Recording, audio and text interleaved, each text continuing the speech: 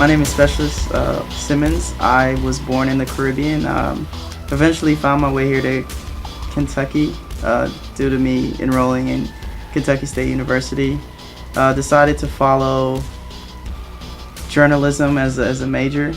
And then after my sophomore year, I decided to join the military. I took my ASVAB, and I guess my scores were good enough for me to get into public affairs, which already had my interest due to me already being enrolled in school.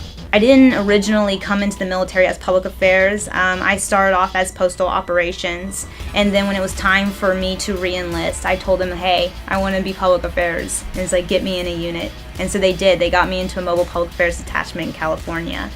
And I fell in love with it. I got through the school, and it was amazing. It's actually pretty cool because since I've been racking up some real world experience.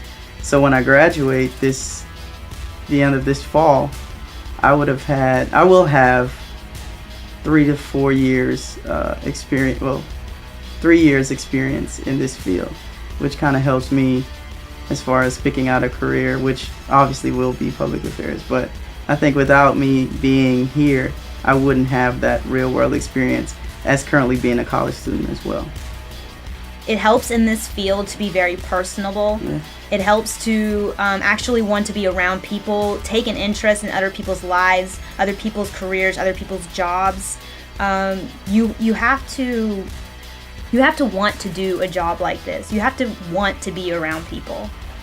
The reason I joined the Kentucky Army National Guard was so that I could open new doors, get more experience, especially in public affairs. It's worked for me.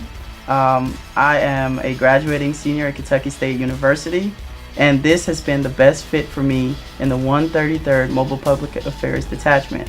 And I definitely suggest that if you're interested in joining the Kentucky Army National Guard, that you do so, because it will help open new doors for you, and it'll take you all around the world.